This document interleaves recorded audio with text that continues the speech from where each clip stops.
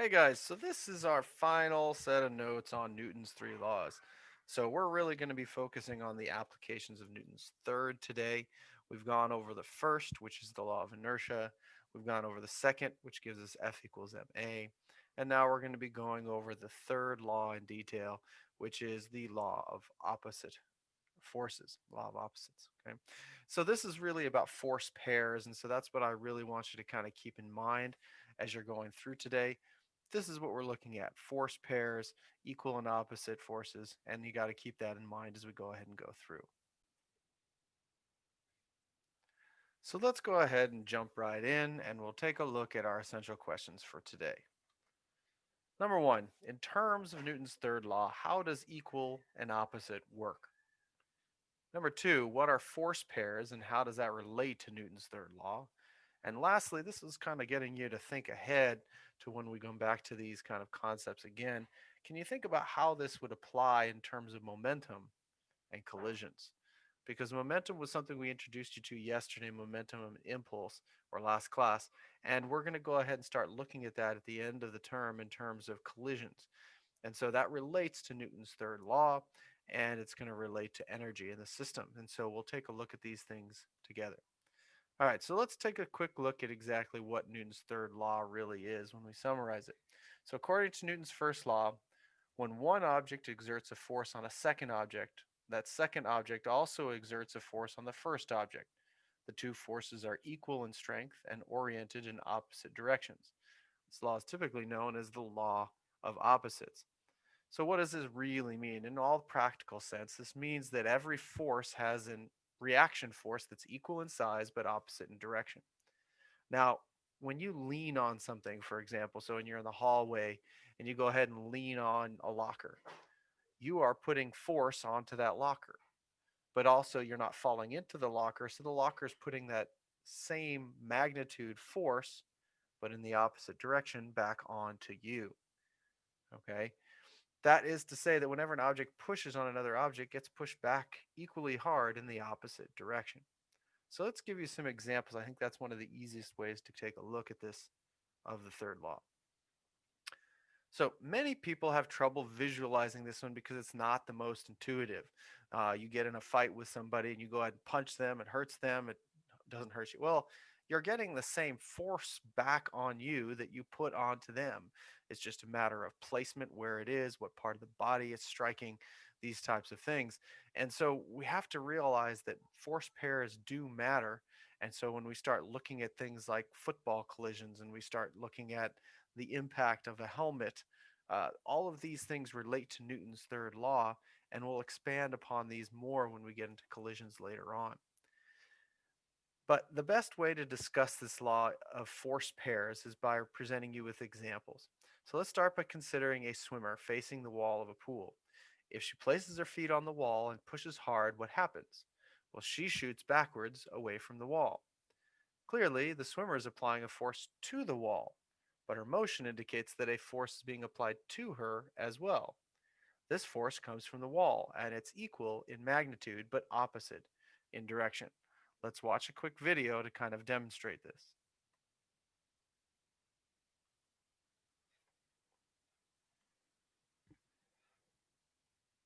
When it comes to the push-off, there are three things that we look for to have a great push-off. First is that the push-off is straight off the wall, not too deep, not too shallow, and it's not crooked. The fastest Okay, so here it's important to kind of notice that he says straight off the wall. This is so that we can start thinking about it in terms of getting the most push away if you're trying to maintain speed. If you go too high or too deep in terms of your push, now you're starting to think about having to do triangulation, right? We're going to go and use the Pythagorean theorem, break down our resultant vector, and get the horizontal motion, which is the one we wanted. But we also have that vertical motion, which is lost energy in terms of the swimmer's time. So keep that in mind as we move forward. way out is a straight line. The second is that the rotation from being on your back with your feet pointed up onto your stomach has to be continuous and not too fast or too slow. And the third is that the intensity and the frequency of the kicks have to be great. You have to get those kicks in hard in both directions and really get some speed coming off that wall. When it comes to the breakout, it's important that you hold the streamline, that you do not collapse or let it go.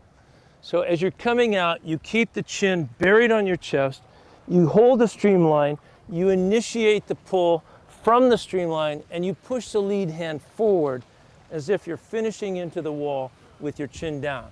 And in that way, you can explode forward out of the breakout into a very fast swim.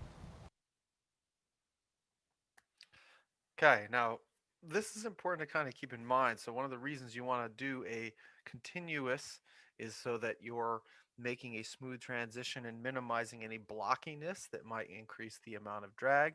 And you want your motions to continue to be smooth as you're going through this. Now, Gary Hall Sr., a great American swimmer, his son as well, Gary Hall Jr., and I actually got to see his son present on what it takes to be an Olympic athlete. So, pretty interesting family and definitely know their stuff when it comes to swimming. Now, I know most of you kind of look at me, I do too many sports examples. That's kind of what makes sense to me, but there are plenty of other examples that we can look at as well. If you've ever been and tried to get onto a boat at a dock, you jump off a small rowboat into the water. You will push yourself forward towards the water, but at the same time, you're making the boat move backwards. And so, if you're trying to jump from a boat onto deck, uh, you have that same problem. And there are plenty of gifs where you see the person trying to step off the houseboat or something, and they end up in the water because the boat moves backwards, and they don't go as far forward as they think they do. Um, when you did your Newton's nozzle, you're starting to take a look at the air pushing out the back part of the balloon. So the air goes out the back and the balloon goes forward. This is a force pair, and that one actually can be applied all the way up to rocketry. When we start thinking about flying around in space, the exhaust is not pushing on anything coming out of the rocket. When you see that big cloud of smoke when it's trying to take off, that's not the exhaust pushing on the ground, that is simply happening, but it's the exhaust coming out the back, which is also pushing the rocket upward.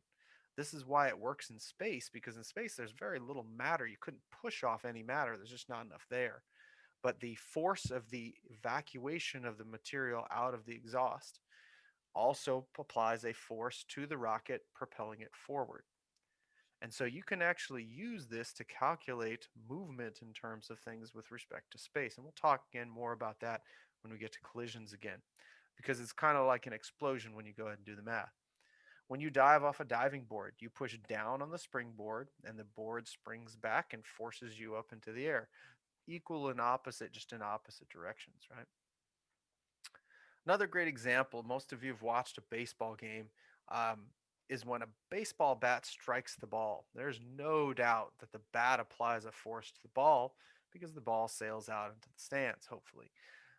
But the ball must also be applying that same force to the bat. The mass of the ball, however, is so much smaller than that of the bat that typically you don't notice the impact. However, if you've ever seen a professional baseball game where they use wooden bats still and a bat breaks, all right, as the pieces of the bat fly out, okay, you may even have seen this. That's a great example of this when we're talking about the force being applied, equal and opposite. Whatever is happening to the ball is also happening to the bat. And if you hit the bat in the right spot, there's that kind of transition piece between the barrel and the handle. That's a weaker point on the bat. And this is where you'll see a lot of bats actually go ahead and fragment. So you can see a broken bat here in this example. All right. Now, when we start looking at this, you also start seeing some of the pros, when they cheat, will go ahead and cork their bat, because cork is a lot lighter when we go ahead and start looking at getting a really fast swing on a pitcher who's throwing a fastball. And that's going to make it weaker too, because when you look at a lighter bat, it's going to have less mass. And so, in terms of the force, you're going to get greater acceleration, but you're also going to have a weaker spot to be able to go ahead and have the ball break the bat. And this is why, if they are cheating, they tend to run out and grab the bat before anybody gets a chance to see it. Okay, so I have a quick video for you showing a broken bat home run, and this is incredibly impressive, because if the bat breaks, how much force is lost in the breaking of the bat, they still had to have a strong enough swing and a fast enough pitch to get that ball to still leave the park. So enjoy this quick video. Jack had a home run and a run-scoring double last night. Breaks his bat and hits a drive to right field. It's a broken bat home run. How do you believe that? it? Check the bat, right? Check the bat is right. The broken part went beyond first base. And they want to check it, too. That's the first broken bat home run I've ever seen. In the seats, I can't believe it. They want the bat. Pinella wants that bat. And everybody's hollering the bat, the bat. And they're taking the bat over to the dugout, and Pinella's checked. John Shulak says, oh, never mind. That ought to go in the trophy case, pal. A broken bat home run hit about 350 feet. And by the way, it's the 8th pinch hit home run. Can't believe it. It looked like he hit it right on a trademark. Let's see. It's inside, and I mean, that bat is broken in half. I was going to say, you might be able to see it. No. That's about 5 rows up there, too. Now, let me man. ask you. What? You and I have been around a long time. Never How many saw it. times? I've never seen a broken bat home run. Watch this bat disintegrate. It's going to wind up holding the handle. The meat part of the bat went down to first base, but where the ball wound up is shocking. So you're thinking about just how much force is involved when we go ahead and start looking at this. Now at this point, I'm going to encourage you to go ahead and pause this video lecture and go ahead and jump out and go ahead and watch the Ed puzzle on Newton's third law in the NFL. Okay, then come back. We'll finish up with some non-sport examples and let you get started with your work for today. All right, I'll see you in a little bit. Welcome back, guys. It's good to see you. Now let's look at a couple more examples and then we'll go ahead and get you on to your work for today.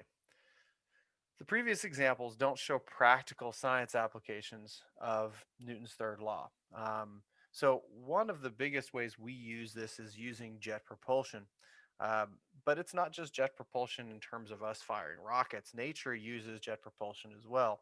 If you look at animals like squid or octopi, these are using jet propulsion to go ahead and force substances through an opening, some sort of valve or exhaust port. And when they do that at a high speed, that creates a force going backwards, which also has an equal and opposite force going inwards, which propels the organism forward. So in squid and octopi, that substance is seawater. They suck it in through their mantle and eject it through their siphon. And because the animal exerts a force off the water jet also exerts a force on the animal, causing it to move. This is a similar principle at work when we start looking at turbines equipped on jet engine planes or when we start looking at rockets in outer space. So let's go ahead and finish by taking a look at an example of octopi using jet propulsion. Okay. So it's hard to see, but he's right here in the center. Here he goes. And you can kind of see that little jet as he goes ahead and moves forward. Okay, he tries to hide. Cameraman comes close again. And he's going to take another. There you go. Okay, so what you're seeing here now is going to release some ink to try and throw us off his tail. But you get the idea that he's using this to go ahead and propel himself. So he's pumping that seawater through the siphon, and as he does so, that creates a propulsion to go ahead and launch the octopi forward. Okay, here it is. You can see him landing again.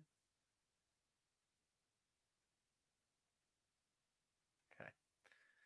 And we'll leave you today with a rocket propulsion because this is probably one of the coolest things to see, and you can't get enough of it. So I'll let this play out, and then we'll let you guys go. T-minus 10, 9, 8, 7, main engine start, 5, 4, 3, 2, 1, and liftoff of Space Shuttle Atlantis to assemble the framework for the science laboratories of tomorrow. Houston now controlling. Houston, Atlantis, roll program. Roger, roll, Atlantis.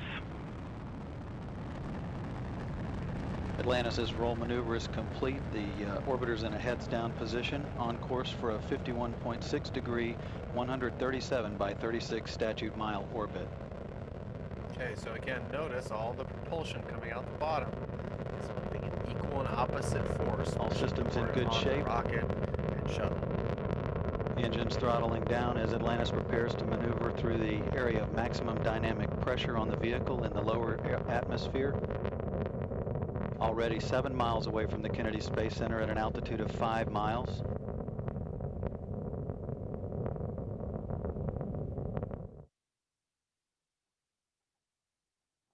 Okay, guys, that's all I've got for you today.